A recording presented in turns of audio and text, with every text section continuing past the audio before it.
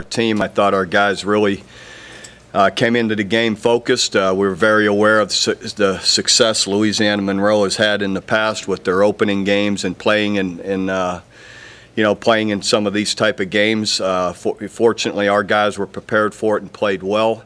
I thought defensively it was one of our better performances in that when I'm talking about assignments, communication, things we can control, playing hard, playing fast. I thought our guys did all of that really well. One of our better games that way that we've had here. And anytime you can hold someone to 0 points, you're doing a lot of things right. I thought we were very disruptive, got a lot of pressure to the quarterback, even though there's only one sack. We hit him multiple times, forced a lot of poor throws with pressure. I thought our coverage was excellent, and tackling. Sometimes early in the season, until you get into games, it can be shot even. I thought our tackling was really, really strong, and it's fun to see your twos go in and not usually here in the past you put your backups in and people go right down the field and score, and ours came in and had 2 3 and outs, and all of them played really well. So it was positive that way. Guys defensively, really everybody, the guys in the front line, I thought Jordan Phillips and Charles Tapper and Gino Grissom were very disruptive in everything that they did. Corey Nelson had a big day, 10 tackles, or 8 or 9 tackles, I think, 2 tackles for loss, a sack. Anyway, so all those guys did really well. Offensively, I thought definitely we started slow. They did some things just moving around with their front early on that we didn't get a quick handle on in some of our blocking schemes, but a little as the game went on, our offensive line settled in, recognized what they were doing. We made some adjustments even at halftime that really helped, and we rushed the ball really well. We were really strong, I thought, just overall. Trey Millard had a great game. I thought Trevor, being in his first start, really his reads and handling the offense, communicating, running the football, all of that was really good and strong. There were a lot of passes that I know he can make that we didn't complete that we've got to work on. I think some of it we had some drops. Some of the bubble, some of the passing game that goes along with the run game was very poor between catching the ball, blocking the screens, and throwing the screens. All of it together at different times broke down, which is a big part or big complement to our run game that I believe we'll iron out. I thought, again, overall it was anytime you can rush the ball over 300 yards, you're doing a lot of things really good. A little bit different style probably than people are used to seeing from us, but equally as effective when you can win 35-0 or 34-0, whatever it was, and have the time of possession be what it was. That's positive. Kicking game was really good. We had a great punt return. Jalen Saunders, exciting player as he is, broke another one almost to the house. We stopped the fake punt. Brennan Clay came up, made a great tackle on that. We were looking for it, to be honest. And Coach Boulware was alerting everyone to it, that it was about time they did it, and we caught them. And then our kickers really did. Michael Honeycutt was perfect on the day. Nick Hodgson hit all of our kickoffs out of the end zone. We averaged, Jed Barnett averaged 43 yards a punt with no return yards, so all of that was positive, and I think we'll continue to improve. So now we're on to West Virginia here, a conference game at home. We had a barn burner a year ago, 50-49, so our guys understand, the challenge of facing these guys. So, they've only had one game as well, so it's a little bit different to have a conference game this early in the season, but because of the bye weeks through the rest of the year, this kind of worked out best for us. I'm sure with them agreeing to play it, it must have worked out schedule-wise the best for them as well. So it'll be another challenge. Dana Holgerson and his group do a great job, over there. So it'll be big challenge here getting ready this week. We came out of the game healthy. That was positive, and so we're looking forward to playing a conference game here this week. You talked about the whys and the when you decided to change your defensive schemes with the three-man front. Well, I mean, some of it's just as much as anything personnel reasons and flexibility in it in our 50 front, and allows for more speed on the field. Bob, how much of what happened in Morgantown last year kind of made you guys want to make all those changes defensively? Not much. I mean, that one game didn't determine anything. No, that one game didn't have anything really to do. The whole season and playing to our personnel strengths had to do with it. We could have, played some different, coverages and whatnot in that game that would have helped us in that game, regardless if we went to a 50 or not. Bob, it looked like during the game that your down linemen on both sides of the ball had a pretty good game. Now that you've had a chance to look at it, they played really well. Obviously, I said that those guys up front were on defense were very disruptive and played fast, played well. And our offensive line, once we settled in, really blocked things up well and played physical. There's improvement to be made. We had some play action protections that should have been blocked up better than they were to help give the quarterback some time. But we had 2-3 shots where we got chances at things and our protection broke down, and that'll be corrected. Those guys, I feel good about that. Look back on it now with Corey Nelson. Did you guys just kind of scheme him out of the game a little bit too much last year? No, I don't know that that's the right way to say it, but but we're using him in different ways now, and it's positive. Go ahead. I forgot what I was going to ask. That's the question he was going to ask. Yeah, I forgot. It's been like 10 seconds. Who graded well on the offensive line? A bunch of those guys. Gabe Eichard did really well. Both tackles played great. Played really well. Darryl and Tyrus. So, and not like the guards didn't do pretty well too. I think those three graded out the best, I believe. Coach, your three new coaches, it seemed like the areas that they were involved in, you mentioned what Jay did, and it seemed like you were physical on both sides of the ball. Those guys you had to have been pleased with what they did. I'm very happy and excited about what these guys are doing, how they're working with their players, and in those particular areas, their players played well. They did. So, I've got a lot of confidence in them and expect it to continue to get better too. How'd you feel about the tempo of your offense? I thought it was good. I mean, there's a good part of it when they had a hard time handling it for a good, and so part of it was really good. Part of it wasn't. For instance, all of the screens off of the run game weren't executed at all what we're capable of, and we'll work hard to get that smoothed out. And if we do, we have Jalen drops one that it's gone. It's going to be a 50-yard touchdown, and he drops the ball right in his hands, and he doesn't do that much, so. Does it change your substitution patterns now that you're running the ball more? You have to be ready to get running backs to switch out a little bit more often if you want to go up tempo. Some, but obviously you can't go up tempo if you're switching personnel, because they're going to hold the game up, and people want to match up with you. So, what we've gotten to be pretty good at is getting in multiple formations with the same personnel, and it's a little extra thinking and all for the players in different positions.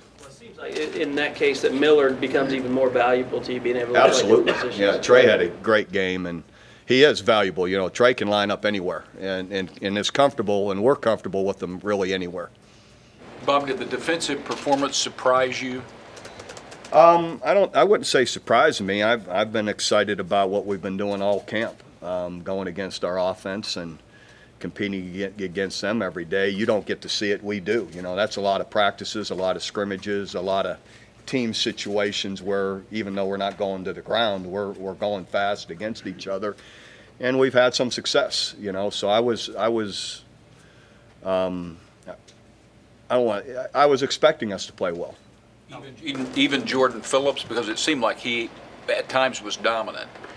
I did expect Jordan to play well. I mean, he goes against a good line every day here, through all of summer, and he's been having a good camp. How pleased were you with your special teams performance? I was very pleased. I thought our special teams were really strong, sound. We didn't have an opportunity to cover a kick because they were all kicked out, and that's a positive too. And there wasn't a big wind. I mean, there was a little breeze. I don't know, 5-8 miles an hour probably, and all of his kicks were with it. So that may have changed it 5 yards or so if he was going into it. What about your secondary? I thought they played great. Our coverage was outstanding. Zach Sanchez was all over his guy along with Aaron. I thought all of them tackled well, covered well. I don't know that we had a breakdown in communication or adjustment. And that's positive because other years we've had that. Bob, you had three new guys basically in there on the secondary, so the fact that you did have that kind of communication, that has to be a good thing for the future, doesn't it? It was. The new guys in particular, Q Hayes had a great game. Was really, again, tackled well, was where he needed to be all the time. Gabe has played a lot. He was excellent. He's becoming more of a leader out there. Gabe's doing a great job just getting everybody on the same page, communicating. And so Julian Wilson, but Julian had a good year last year. He's played a lot. Coach, is Aaron Colvin as good or the best corner that you've had, and what makes him special? He is. Aaron, I feel, is on par with any of the best guys we've had here in the secondary, definitely. A lot makes him special. His talent, his speed, his coverage ability. And then just to go with his leadership and pride. He just really is a prideful player that he doesn't want a ball caught on him, so he takes a lot of pride in how he plays. What did Trevor do especially well, and what does he need to work on? Well, the run game and all the reads and pulling the ball down, getting what's there, with his legs was all really positive. Later in the game, he threw some good balls, the touchdown to Trey and Jalen. Those, he threw a couple other deep balls that I feel we've got to be able to come up with. That one we come down with it and the defender takes it away from us. That's a play that. The ball's where it needs to be. We've got to make a competitive catch. So those throws were good. Some of the screens and some of the intermediate throws weren't where they needed to be, and so he'll improve on that, I believe. And I'm sure there's a good bit of jitters going out there for the first time. And I believe he'll calm down and throw the ball like he's capable. Was it good to see how he was going to react to his first contact in a game? Yeah. Because take care of the ball. That's another thing. As a whole team, there wasn't a fumble on the day, and the guys all took care of the ball really well. And Trevor's a big part of that at the quarterback. When you switched over to a zone read like that, were there issues in practice at first when you started doing that with the ball? Or? Yeah, it's a good point for the fan. People think you just run it. It's a time investment, and it's a big time investment. It's just you ask anyone who wants to run the option, you don't just run it. It has to be drilled and drilled and drilled, and there's a huge time investment with certain plays, and with that play, yes, there is a big time investment in it. Was there ever a time where it frustrated you? Oh, yeah. Coach Heupel, the offensive coaches. But I'd say I didn't get frustrated. I just knew it was going to take time, so, and again, probably, you see why, too, we protect our practices, that everybody isn't out there filming it, that everybody doesn't know what we're doing on both sides of the ball early in the season. What made you change to go to this thing? Was there anything that you watch other teams do it and decide? Well, I think you see you see the success a lot of other teams have had when you have that option or that ability to add that to what you're doing. But again, we still want to be great throwing the football and believe we will be. It's just that's good. Still has to be a big part of what we do. What is it, Bob, about that passing teams? OSU ran a lot of zone read Saturday, and they hadn't done that. A passing team like you guys have been, when you add that, what does that do to a defense? Does that keep guys closer to the line of scrimmage? Does it make them hesitant? What exactly does it do to a defense when you have that threat? Yeah, a couple of things. It stresses them where they do get more, focused on stopping the run, and it can change coverages. You can all of a sudden start, pulling people out of the secondary to come up and stop it, and there's fewer people deep, when you start throwing the football. So it can change their structure, and again, it makes it more susceptible to play action passes, and when you do run it, you got an extra guy blocking, in the quarterbacks when the quarterback's running with the ball. Do you think that running the football, being committed to running, has or will make the team tougher? I don't think that has anything to do with it. I mean, we practice like we've always practiced, and that's, we've always run the football, we've always thrown the football, we've, at the end of the day, we've always gone good against good spring and all through camp to try and make ourselves physical and to play better. So I don't know that it changes any of that. Bob, with being able to run for 300 yards, being able to control the clock like you were, how much of a difference, after you had a chance to go back and watch the game, how much of a difference did that make for your defense? It makes a big difference. Everyone, when your offense is on the field, obviously your defense is resting and they don't have the ball. And at times here when we've had some of the poor defensive performances, people don't look at the offensive performance right next to it wasn't very good either, and it magnifies, especially if you're tempo and throwing the ball.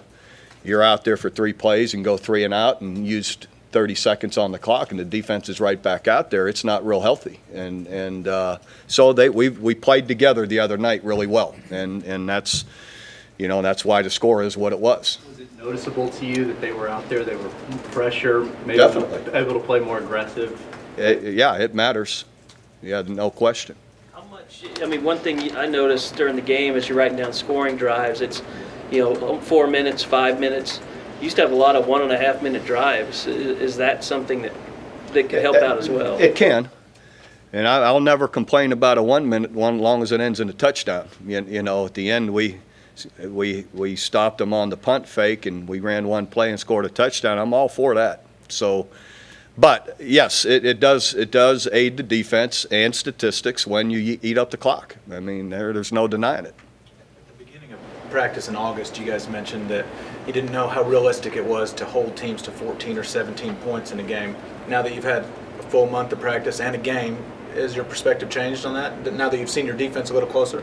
We'll see. We'll see. It's only one game. With this offense, did your offensive coaches go somewhere to talk to people that have done this, or did you bring people in? It's a little of both. Who'd you bring in? I'm not going there. Where'd you go? Not going there either. You mentioned Trevor might have some jitters or whatever. In your experience, how many games does it kind of take for guys to settle in and just kind of let Hopefully one. A couple of times you've mentioned the great game Trey Millard had. He had 3 touches, and I swear this isn't a you got to get Trey Millard more touches question.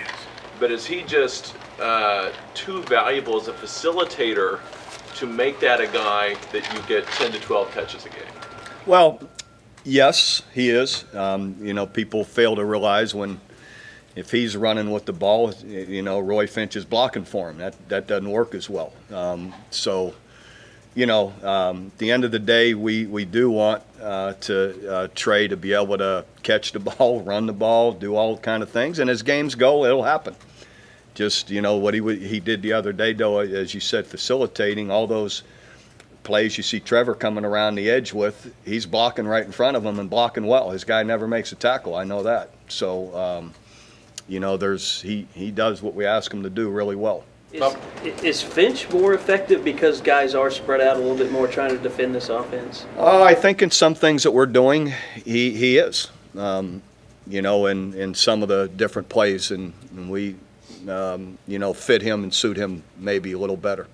You played Keith Ford in the game, and he looked really good when he got in there. That's just another back to this stable of backs you have. It looks like Keith was really strong. Obviously, everybody saw it. Ran hard, fast. He's physical. Got a bright future, definitely.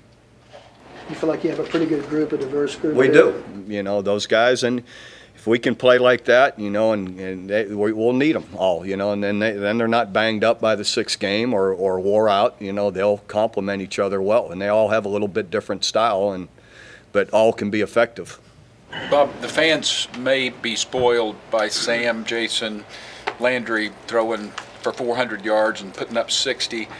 You're not going to stay up nights worried about the perception, but some fans will be going, what is it? I mean, 30 points? So, you know, at the end of the day, you know, it's just a little bit different style. But I still, and again, you know, I like what we're doing, the direction we're going. We just got to keep building on it. But, you know, that's where we're at. Sanchez played awfully well, you said, Saturday night at corner. Does he hold that spot even with Cortez coming back, or is that to be determined? Yeah, right now he will. It's been tight all along anyway. Zach's played really well here through the summer. It's exciting to see him playing like that. And when Chuka comes back, how does he fit into your front? He'll have to earn his way on the field. But is he out? Inside, you still. He can play inside or outside. He can do both. You mentioned it's just one game, and I understand that, and I think past season openers when maybe it wasn't as terrific, you would also say it's just one game. But what does a game that good, so many ways, do for you? I mean, it seems like you start off ahead of the game. Well, yeah, that's a decent way of saying it. Well, you start off in a good position. I think so. The players know, all right, the work we've done and the attention to detail has paid off for us. Now let's make a big jump here this week. You know, here are the things that we're obvious we can do better, that we do every day at practice. So we need to be out, you know, let's change it and improve it. And because there's a lot that can be a lot cleaner and better in our eyes, and things that isn't, we're not asking too much. So let's get it done here this week. It needs to get done this week. It would seem that there's no sort of back to the drawing board aspect of anything. I mean, you don't have to do anything remedial, and that's got to be a great thing going forward. Yeah, I can't remember though where we've ever scrapped the whole thing after game one, and I heard that happen here before, where you went to the triple option all of a sudden right after things didn't go so well in the first game or two. You really spread the ball around. A lot of different guys carried. A lot of different guys got receptions. You've done that quite a bit in the past too, but you've also had years and games where, you know, one running back or one receiver was the primary focus, either by design or just the way the game went out. What's better? Do you prefer when it's wide, when it's spread out a bunch, or do you like it when one guy? I just prefer production. I don't care who or how many.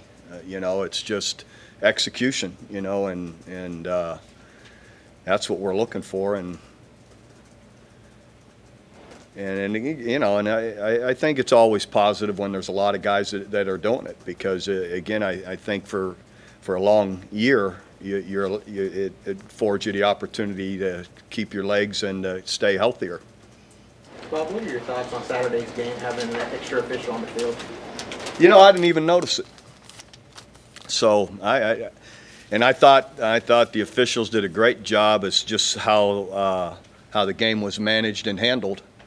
So I guess I'd say it was positive just in my first experience. Do you like having a conference game this early on the schedule, or does it matter? Sure I do. We got one, right? So why am I going to complain about it here on Monday? But both of us must. Otherwise, why would we have moved it? For the whole schedule, it fit better. Does it change anything? I mean, about the way the season goes, having a conference game and going back to non-conference? I don't think so. You're going to play at some point, so. Does West Virginia look similar to what they were doing last year offensively? They do. West Virginia, you know, Dana, he has his ball plays that he stays with, and they execute them well. So they were pretty vanilla in their first game, and I know we won't see a vanilla scheme, you know, in what they're doing against us. It'll be different. So we'll prepare, you know, for a lot of what we've seen all last year.